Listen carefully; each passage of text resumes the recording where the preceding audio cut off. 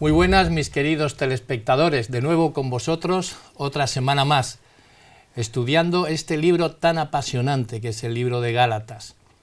Nos hemos puesto como objetivo estudiar todos los versículos, poquito a poco, para saber lo que Pablo quería decirles a esta iglesia recién inaugurada en ese gran imperio romano, los Gálatas, allá en Galacia.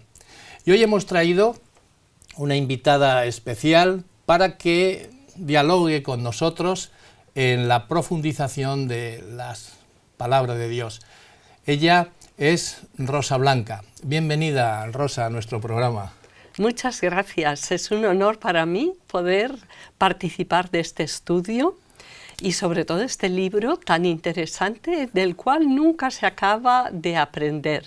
Rosa es matrona, está trabajando en el hospital San Carlos y ahí ella pues se desempeña muy bien. La verdad es que tenemos siempre a una hermana, una compañera en este hospital cada vez que tenemos que acercarnos a él.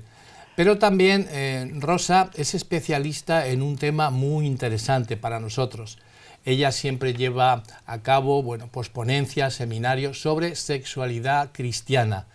Y allá donde se le pide, pues va y habla sobre este apasionante tema, la sexualidad cristiana.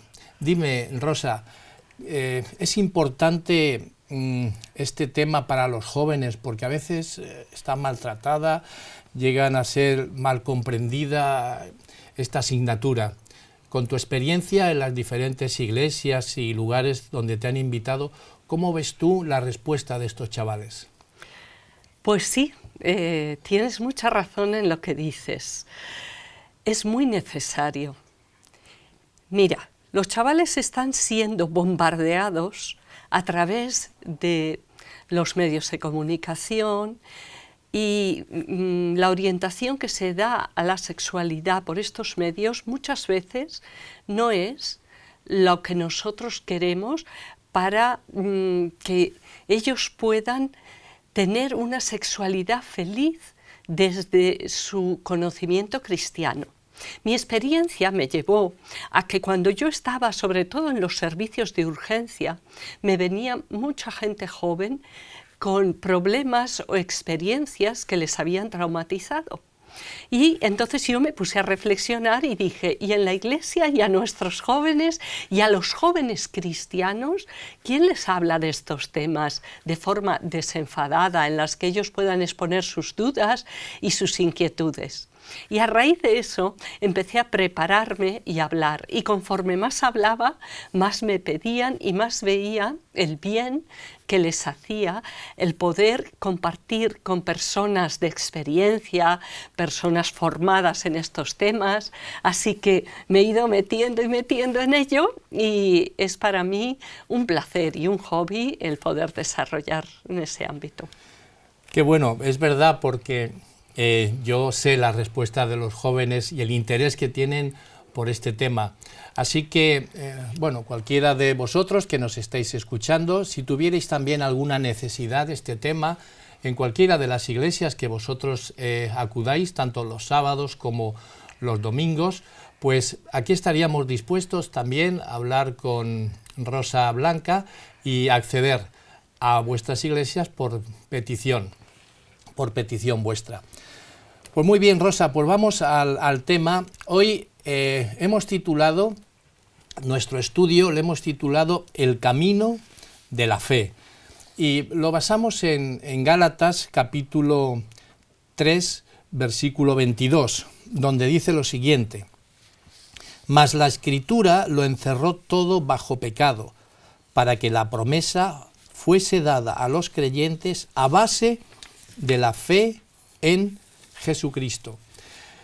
Lo cierto es que si lo basamos en la fe de Jesucristo es sencillo, pero en esta época y en cualquier época siempre las cosas son tan tangibles que todo se compra, todo se vende. Necesitamos nosotros hacer pues transacciones y hacer cosas. De la misma manera, muchas veces pensamos que para acceder a donde está Jesús, pues necesitamos hacer cosas por nosotros mismos. Y no, dice Pablo que la promesa está basada en la fe a través de nuestro Señor Jesús. Fíjate que las palomas son animales que tienen un pequeño cerebro, pero una gran computadora, porque las palomas se desplazan de un lugar a otro que está a miles de kilómetros. Y bueno, yo como piloto pues tengo que preparar muchas veces, tenía que preparar muchas veces ese plan de vuelo y es difícil. Una paloma sabe exactamente dónde tiene que ir, pero esto no quita que a veces se desorienten. Y una vez desorientada, pues ya no saben por dónde andan. De la misma manera, cuando un cristiano que ha aceptado a Jesús, conoce a Jesús y vuelve otra vez a dejarlo, hay una desorientación espiritual tal que puede ser trágico para su vida. Así que las buenas noticias que traemos en este estudio es que tenemos un mapa de la fe que también incluye la ley. Y algunos tratan de separarlos y las consecuencias pueden ser trágicas. Mi pregunta es, ¿puede la ley contradecir o anular la promesa de Dios? Pues Pablo se planteó esta misma pregunta y rápidamente y de forma muy enfática él la responde. Podemos buscarla en Gálatas 3, el versículo 21. ¿Qué dice? Pues mira, él es contundente. Nos dice: luego la ley es contraria a las promesas de Dios en ninguna manera, porque si la ley dada pudiera vivificar, la justicia fuera verdaderamente por la ley. Aquí ya vemos algo muy importante, y es que tanto la ley como la promesa fueron dadas por Cristo. Luego no pueden contradecirse ni ir una contra otra, sino las dos fueron dadas por Él. Dios y en Cristo fueron combinadas, la ley y la promesa.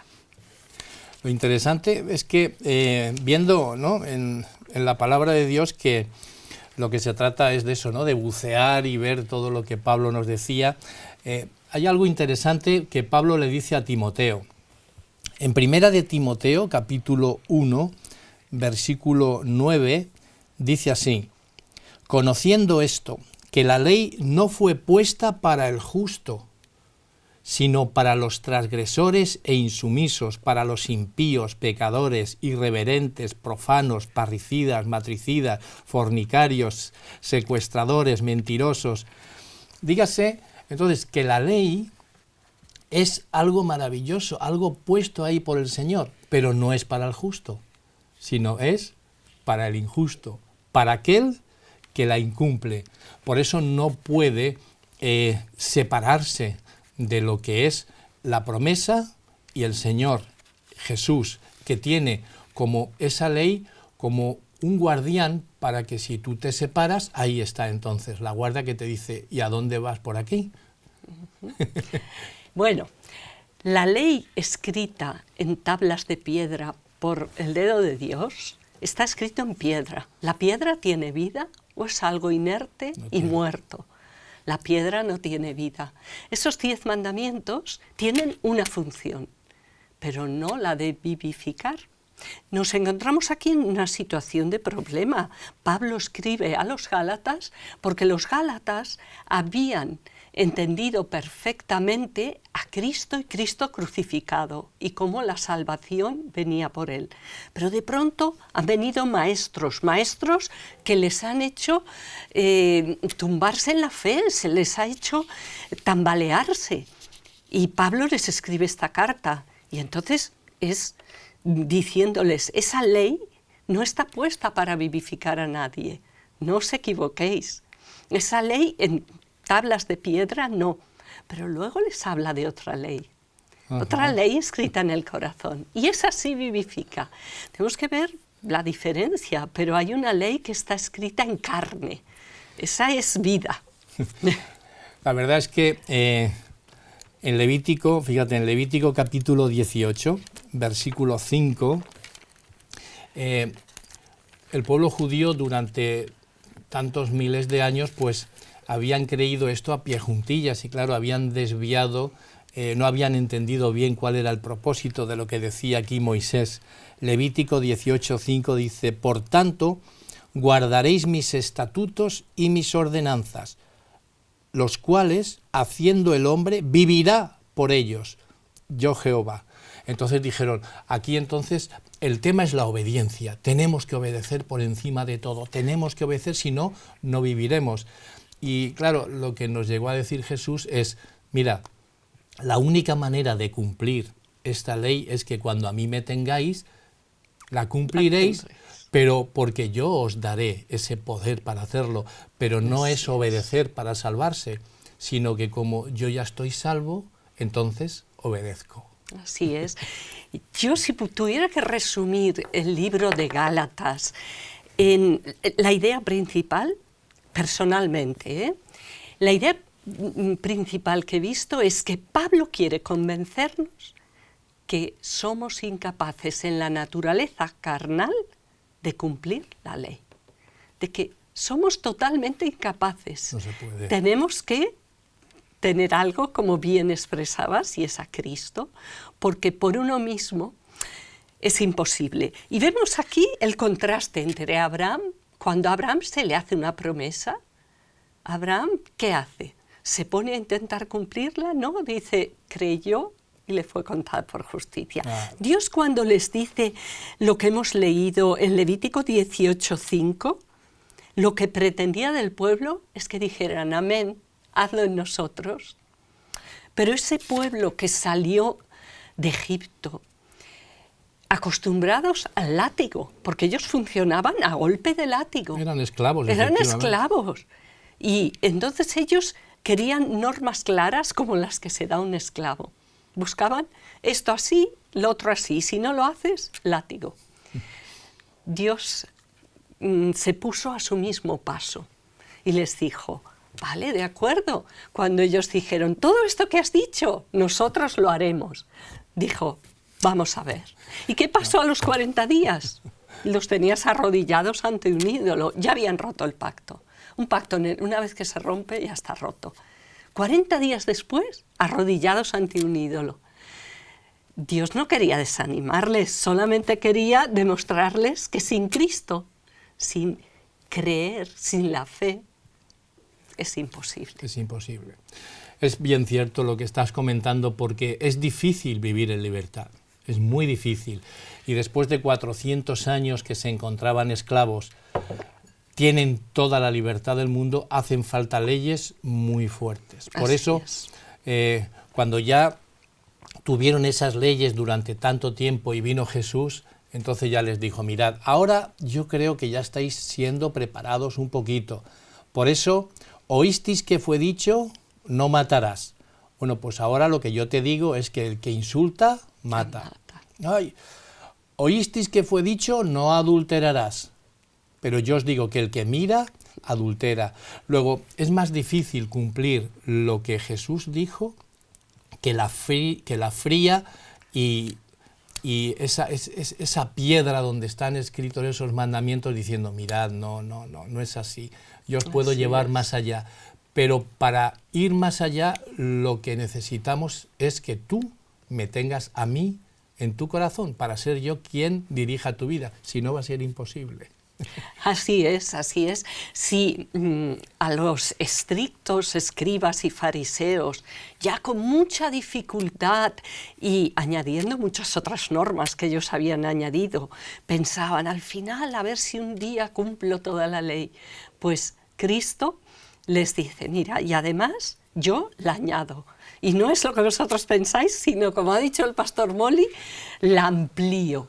¿Por qué? Para que ellos dijeran, pues nos rendimos, es imposible. No puedo. No puedo. Y es lo que Jesús buscaba, para entonces darnos esas buenas nuevas, para darnos una alegría y decir, no, es que tú no la vas a cumplir nunca.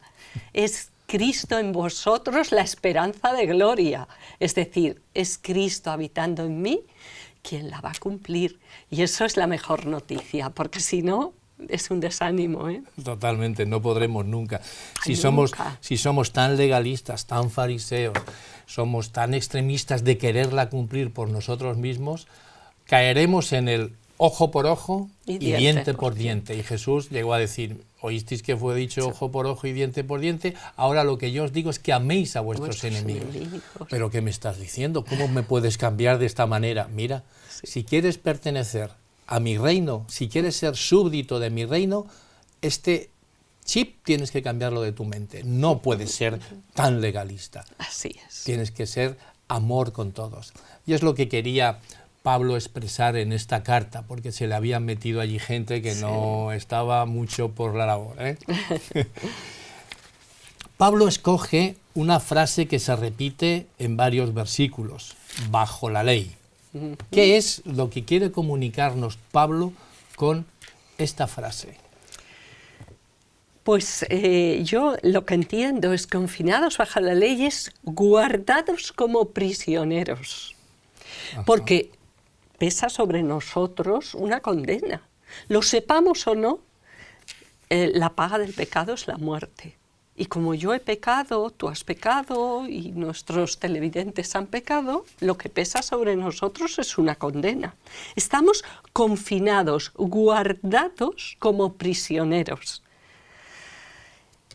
Pero antes de que viniese la fe, la buena nueva de la fe es que Cristo nos libera de esa condena. ¿Por qué?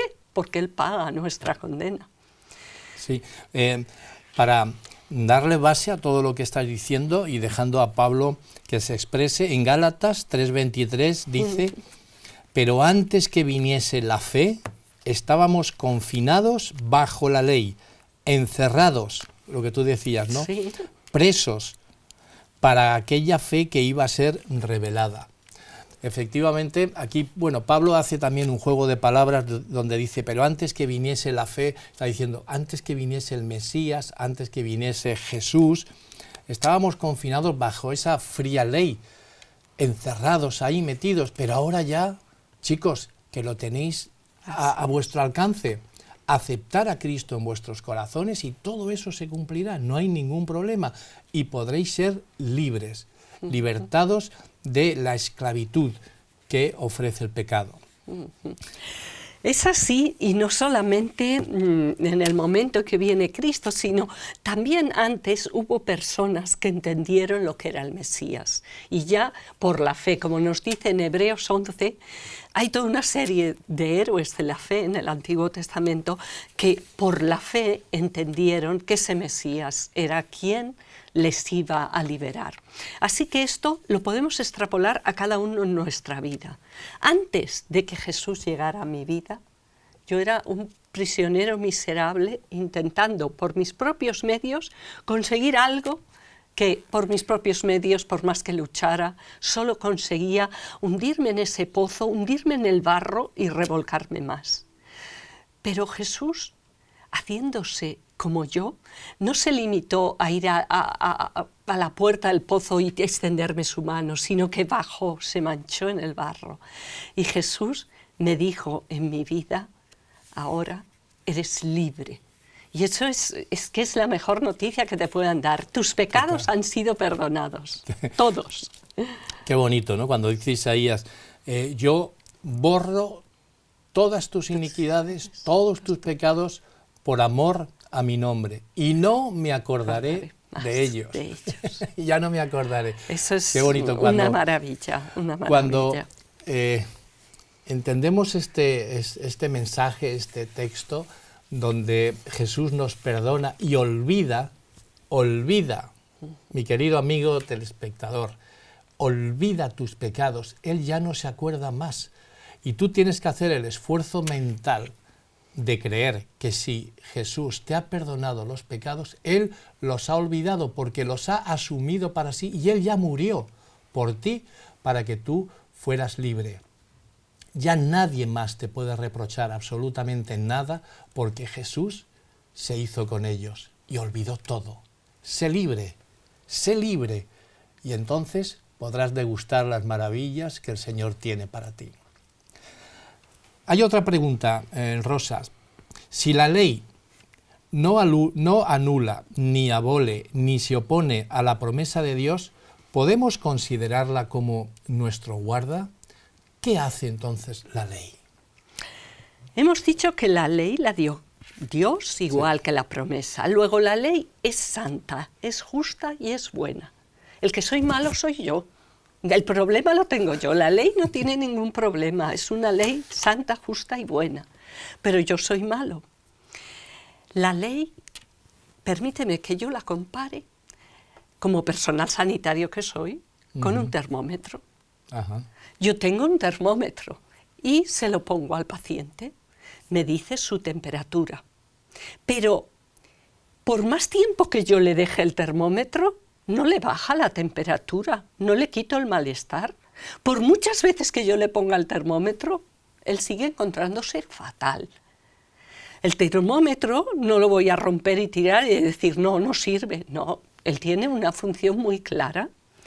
Y su función es decirme, esta persona necesita un tratamiento. De la misma manera, la ley es un ayo. Nos dice, pero hoy en día esa palabra de ayo no se utiliza. ¿Qué es eso? Pues la ley es una norma, es algo que nos marca y nos dice mi situación desesperada y lo que es ideal, a lo que yo tengo que aspirar. Y eso, en ese sentido, me lleva a Cristo, que es el tratamiento, sería el antitérmico, el antipirético. El termómetro solo me ha dicho que esa persona está con 39 de fiebre y mucho malestar. Claro, el termómetro detecta si hay una enfermedad, solamente hace eso. Nada más. Oiga, usted está enfermo, ¿eh? Sí. Pues entonces tiró el termómetro y se acabó la historia. Y se acabó. No podemos hacer eso, tiene que estar siempre ahí, es correcta. Es una bonita ilustración. Así que me lleva. ¿Qué hace la ley? La ley me hace comprender mi necesidad de buscar solución a un problema. Entonces lo que hace el termómetro es que te detecta una enfermedad y lo que hace es llevarte al médico. Claro. Y entonces vas al médico y le dices, estoy enfermo. ¿Y eso por qué lo sabes? Aquí tengo una temperatura superior a la que normalmente tiene el cuerpo y esto no es... Y entonces el médico es el que te sana. Así es. Pero mira una cosa, nadie odiará a aquello que le ha advertido de que está enfermo. Al revés, estará infinitamente agradecido. Decir, mira, gracias a que tomé la temperatura, gracias a esto, me han descubierto qué es lo que tengo. No lo odiará y dirá, qué horror, qué mal. Y tampoco podremos decir que desaparece, porque hay algunas personas que dicen, una vez ya estoy con el médico, ya no me hace falta el termómetro. Porque eso no es correcto, porque el asunto es que la ley se encuentra ahí para detectar que tú estás haciendo una cosa que está mal. Hemos dicho antes que la ley es para los injustos. Mientras yo esté con Jesús, mientras yo esté con el médico y haga los tratamientos que él me dice, yo voy a estar sano. Pero si me retiro, si me separo de Jesús, ahí sí que viene entonces la ley, porque la ley no ha sido anulada, sino sencillamente se ha puesto al lado. ¿Para qué? Pues para guardarme de aquellos caminos que yo voy buscando cuando no estoy con Jesús. Y la ley lo que me hace es volver otra vez al redil. Mira, por aquí no vas bien, tienes que ir a Jesús. Es que hemos hablado de las buenas nuevas, de que Jesús perdona y olvida todos nuestros pecados. Pero claro, si no morimos en el momento que aceptamos a Cristo y sentimos esa liberación, nosotros seguimos viviendo. Luego tenemos que hablar también, como bien has explicado ahora, del papel de la ley para aquel que ya ha aceptado a Cristo. Pero sigue teniendo función. Como hablaba en el Nuevo Testamento, nos habla de la ley de libertad. Es una ley maravillosa porque nos proporciona la felicidad de saber que estamos con Cristo, de saber que Él ha prometido cumplirla en nosotros. Es el bien más precioso al que el ser humano puede aspirar, la libertad. La ley nos da libertad. Cuando uno es esclavo del pecado, por ejemplo, uno se ha dado a la bebida, se ha dado a las drogas y es un esclavo, no es libre. Necesita volver al pecado, necesita volver a aquello que le está haciendo daño. Solo es libre aquel que con Cristo consigue quitar todas las adicciones a todo, a la pornografía, a la ambición, a la codicia, a la envidia. Cuando estás en Cristo y todo eso Él lo quita de ti, eres feliz porque eres libre. Interesante todo lo que estás diciendo y efectivamente la ley le dio al pueblo judío una idiosincrasia muy particular a ese pueblo. Al pueblo judío le dio algo espectacular, porque mira que han tratado muchas veces de acabar con el pueblo judío, pero cantidad de veces en la Biblia tenemos algunos ejemplos, y siempre ha resurgido, y ha resurgido bien. ¿Por qué? Ni más ni menos porque han llevado a cabo la Escritura, y solamente por trazar por dar a conocer un dato, en el tema de la educación, gracias a que los judíos de pequeñitos, ellos siempre trataban de llevar a cabo lo que decían las Sagradas Escrituras, y a los niños, desde bien pequeñitos, les enseñaban a leer en la Torá. Sí. Y claro, dentro de lo que es el pueblo judío, no hay analfabetos. ¿Por qué? Porque ya la mamá se preocupaba hasta los 5 años de que ese niño o esa niña leyera.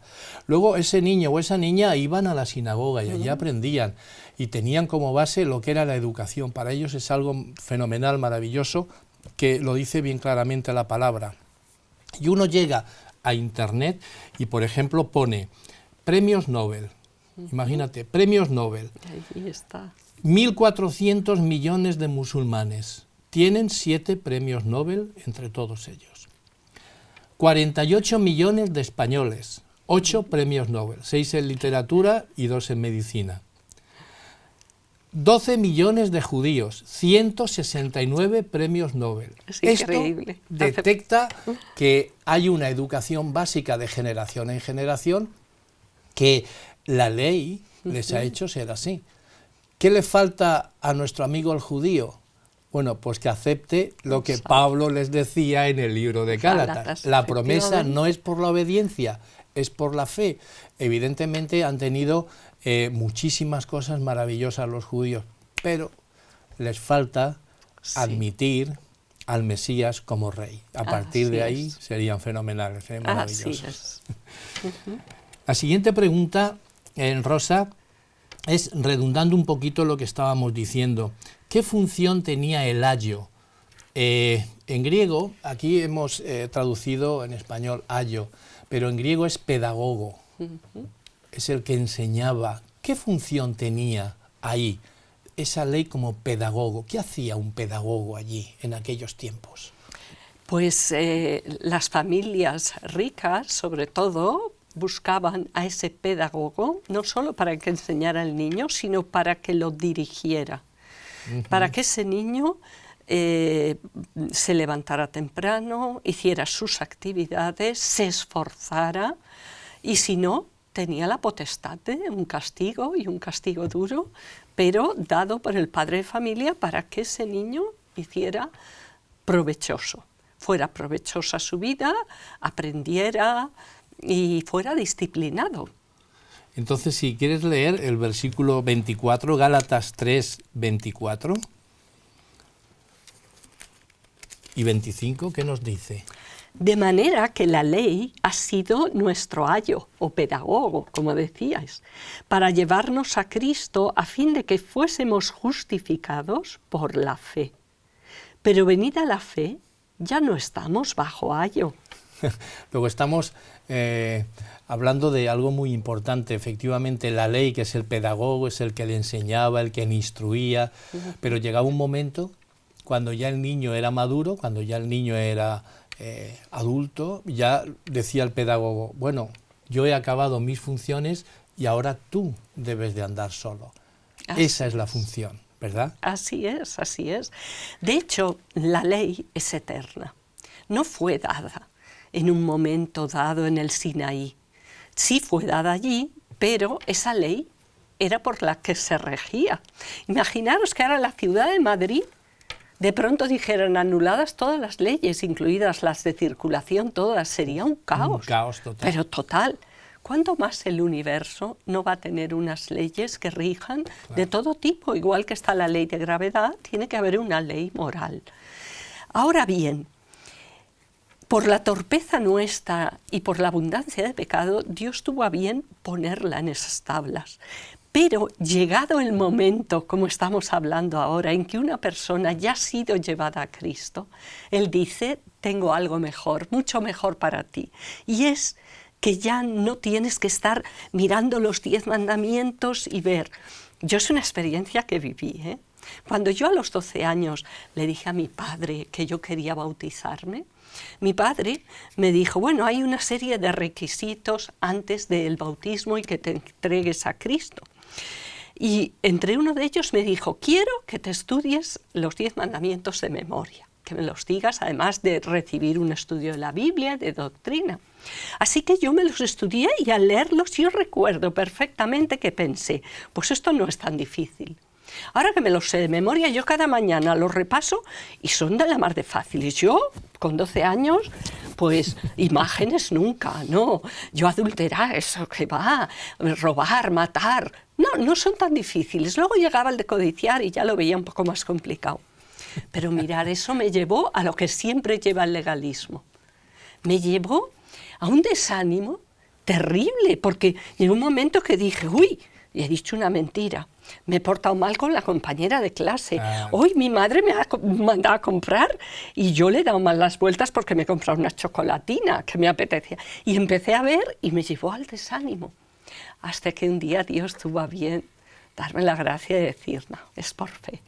Tu fe depositada en Cristo, tu lucha, la lucha del cristiano es siempre la misma. Es contra el hacer mi voluntad, es contra el yo y hacer la de Él. La voluntad de Él. Y eso ya fue una liberación, un gozo, una alegría a la que siempre tenemos que volver. Porque igual que en los Gálatas se introdujeron maestros que les llevaban otra vez a querer añadir algo a los méritos de Cristo, en nosotros pasa igual, ¿eh? Siempre hay personas dispuestas, o nosotros en el desánimo, a querer añadir algo a los méritos de Cristo. Eso es tan ridículo. Bueno, pues esa insatisfacción también la sintió Pablo con los Gálatas, cuando en el capítulo 4, versículo 11, le dice Pablo a los Gálatas, me temo de vosotros que haya trabajado en vano. Ay, qué desánimo. Pero vamos a ver. Para un pastor, sí, ¿verdad? Sí. Estoy trabajando aquí con vosotros constantemente. Habíais apreciado las maravillas del Evangelio. Os había visto cómo teníais esa alegría. Pero ¿qué os ha pasado? Y es que, claro, habían venido gente a introducir ese legalismo, diciéndole, no, tan fácil no puede ser, no puede ser. ¿Cómo nos lo presenta esto Pablo, tan sencillo, solo fe? No, tiene que haber obediencia, os tenéis que circuncidar, tenéis que obedecer toda la ley, si no, no puede ser. ¿Por qué Pablo se quejaba tanto cuando dijo esto? ¿Amaba tanto a esta gente? Era como hijos suyos. Cada converso, él no solo los había convertido, sino que oraba por ellos, se ocupaba de su salvación. Por eso se sintió tan defraudado cuando llegaron, como dice en otro sitio, como lobos rapaces a despedazar el ganado, ¿eh? Llegaron estas personas y les dijeron, no, hay que hacer algo. Hermanos y queridos amigos, la salvación es solo en Cristo Jesús.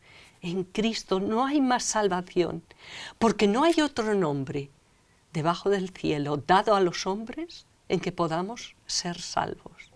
No hay nada. Maravilloso, las cosas que Pablo le decía a los Gálatas, que efectivamente los amaba tanto. Él también, hay en otros versículos, veremos cómo él dice que yo os he engendrado a vosotros. Teníais todo de parte de Jesús. Habíais gozado con el Evangelio. ¿Quién os ha introducido todas estas cosas? ¿Por qué queréis volver otra vez a la esclavitud que teníais antes?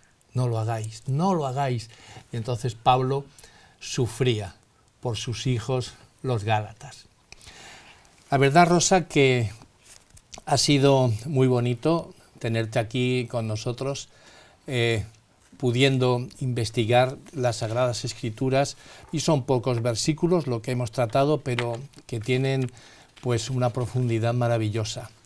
De manera que, bueno, puedes darles un mensaje a los telespectadores que están deseosos de que podamos analizar todos estos textos. Adelante. Cuando la ley de Dios está escrita en nuestros corazones, se manifiesta mediante una vida pura y santa. Los mandamientos no son letra muerta entonces, son espíritu y son vida, y someten todo nuestro ser a la voluntad de Cristo. Todos los que guarden los mandamientos de Dios tratarán de evitar no solo el mal, sino hasta la apariencia de mal, porque esa ley escrita en sus corazones hace que sientan asco por el pecado y por todo lo que el pecado está ocasionando hoy en día a nuestro alrededor en el mundo. Pero no manifestarán nunca orgullo ni suficiencia propia, porque ellos saben algo, y es que no, esto no de nosotros, esto no es de ellos, sino que es Cristo viviendo en nosotros el que cumple exactamente esa ley, el que hace que aborrezcan lo malo y que se deleiten con lo bueno. Por eso quiero invitaros a todos a que abráis la puerta a Cristo, pero no una vez, cada día, cada mañana, invitarle. Y como Él hacía en su oración, no se haga mi voluntad sino la de mi Padre en los cielos, que eso sea nuestra oración diaria. Hoy, que no se haga mi voluntad sino la de mi Padre celestial. Invitarle. Y la experiencia será de gozo continuo y permanente, porque estaremos en conformidad con la voluntad de Dios y llegará un momento que será la nuestra. Pues muchas gracias, Rosa, por haber estado aquí. Te emplazamos a una nueva invitación para que podamos también estudiar. A todos vosotros os deseo que tengáis una feliz semana y que podamos todos juntos diariamente estudiar la palabra, acercarnos a Jesús, que Él es el autor y consumador de la fe, esa fe que nos promete una vida eterna. Que el Señor nos bendiga a todos. Feliz día.